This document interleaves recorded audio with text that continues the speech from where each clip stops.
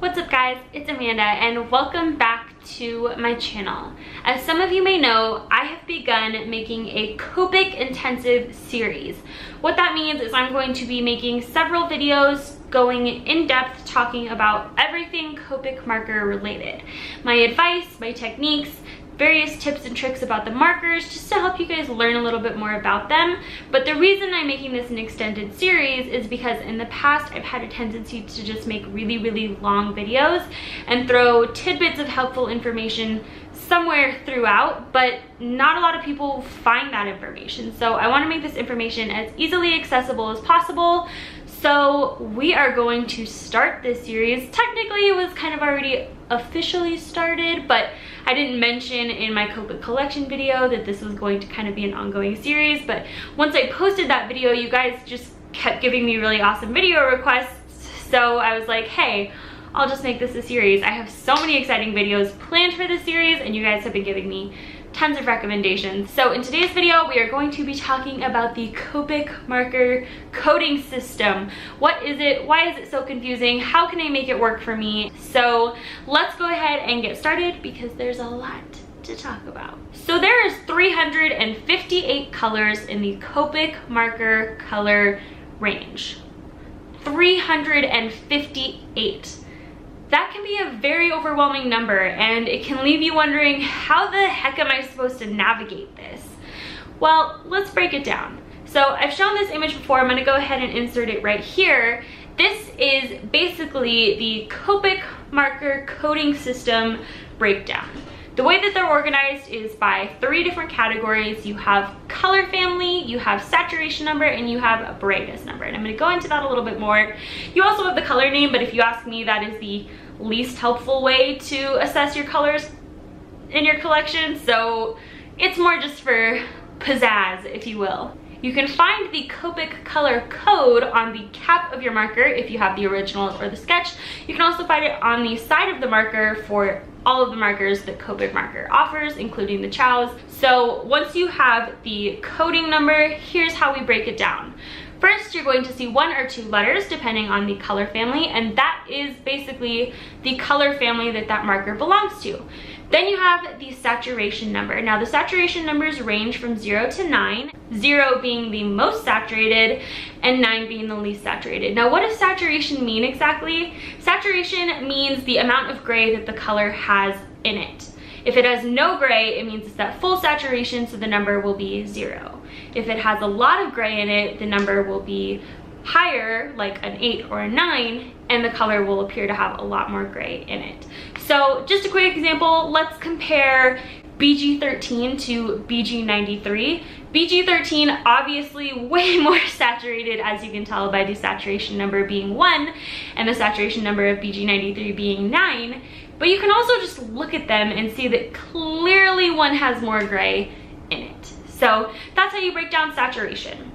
Next, we have the brightness number. This also ranges from 0 to 9, 0 being the brightest, or sometimes multiple zeros if that's the case, and 9 being the darkest. Now, it's worth noting that the saturation number and brightness number aren't always correlated, meaning they don't always interact with each other in how you read that color. So it's best to understand what they mean separately rather than only understanding them together. Now, I quickly want to talk about blending, and I am going to be doing a whole video dedicated to blending, so look forward to that. But just to quickly sort of introduce this topic here in this video, there's 2 ways to blend Copic markers. Number 1, you can blend based on the same saturation number and a varying brightness number, or you can blend with the same brightness number and varying saturation. Now, most of us tend to do the first method that I talked about, which is blending based on the same saturation and a varying brightness number. For example, if you used colors like BG10, BG11, BG13, BG15, you would be blending in this way. However, method 2 is interesting. It can be slightly more advanced at times, but the look of it is usually more dynamic, and so it's important to know this method. And again, I will be talking about it in a future video, but just to kind of quickly recap how that works, it would be an example of saying you're blending B02, then something like B22. I didn't have a B22 marker. I'm not even sure if there is one, but I just mixed B21 and B23, and then I used B32 and then B41. So that is how you would blend based on saturation. So you can see that B02 and B41, obviously B02 is more saturated, B41 is less saturated, but it just creates a very dynamic look, and it doesn't always mean that you have to go darker to create shadows.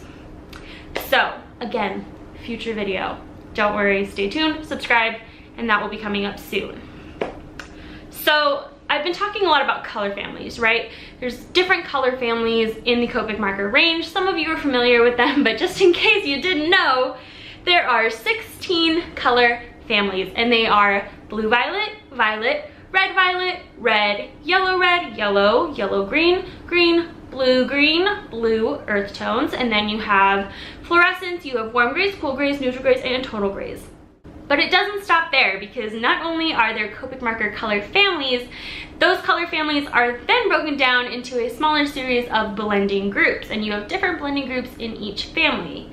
And if you're wondering how many blending groups there are, I don't really have an exact answer for you because it's less clearly defined than the Copic marker color families. Now, I'm gonna put up a graphic here. This is the Copic marker color wheel. I don't even know if I can fit in frame because this graphic is really large. So what I'm going to do is I'm going to link it down below so you can download it as a PDF. In fact, just a quick note, all of the resources that I used for this video and then some are going to be linked down below. I highly suggest you check them out. I think you will all find them very, very helpful. So, the Copic marker color wheel. I haven't mentioned this before in a video simply because it's kind of daunting and a little bit overwhelming to look at. It's not as easy to understand as most Copic color charts that we're used to. So I'm gonna kind of just quickly refer to this, and again, I highly suggest that you download it so you can see it a little bit bigger. But basically, the Copic marker color wheel breaks down all of the color families into blending groups. And we can see if we zoom into the color wheel, and I got this image off of the Copic marker website, so if you're wondering, that's what it's from. But you can see you can blend based on the blending groups, which are kind of broken down by the saturation number, but you can also break outside of that and blend based on saturation, which is the other method that I mentioned. However, you can also blend outside of color families, which is something that we don't really think about a lot. So you can blend between color families based on their same saturation number. You can also blend in color families based on the same brightness number or any combination of thereof. So this is where it gets a little bit overwhelming for people, so I like to keep it a little bit simple. When you're buying markers, you might be tempted to want to just buy all of the colors that look really cool and fun. But a better technique, and a technique that I wish somebody had told me when I was buying Copic markers, is to focus on just buying 1 or 2 markers in a certain blending group.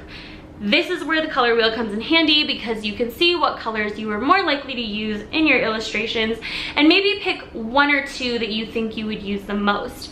My best advice is to pick colors that are varying in brightness and saturation by at least 1 or 2 numbers, sometimes even 3. And you can see just by looking at some of the Copic markers that sometimes even if you just go 1 saturation number up, the change is drastic. Sometimes if you go 1 saturation number up, the colors look exactly the same. So there is a little bit of trial and error involved. I'm also going to be doing a Copic marker dupes video very, very soon, and hopefully that will help you guys out as well.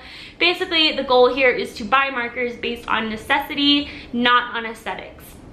This is where all of your resources will come in handy, such as your hex chart, your Copic color chart, your Copic color wheel, and then some. There's so many resources out there available to you, and cross-referencing between all of them is what's going to help you narrow down your search and really look at the collection that you have and the collection that you want to build and find the gaps that are really existent there. Do you have enough desaturated tones? Do you have enough dark tones? Do you have enough of each in each color family? And do you have markers that blend well together, meaning they're part of the same blending group?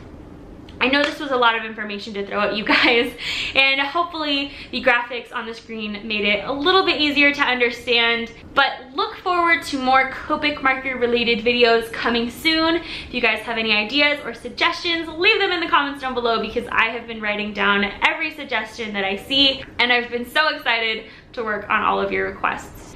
So that wraps up today's video on the Copic marker coding system. Give it a thumbs up, subscribe so you don't miss out on future videos, and I will see you guys Friday with my Artsy Fartsy Friday video for the week.